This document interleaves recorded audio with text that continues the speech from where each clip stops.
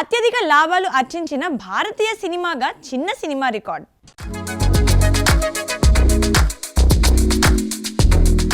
Odisha cinema బావ్ బుట్టు భూత box office వద్ద సంచలనం సృష్టిస్తోంది.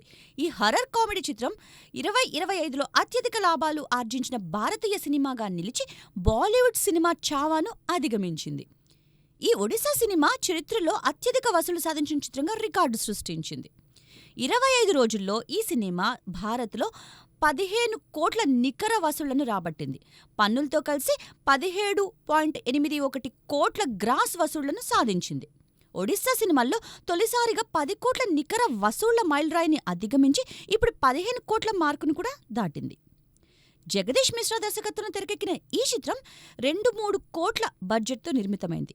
25 రోజుల్లో 12.10 కోట్ల లాభాన్ని ఆర్జించింది.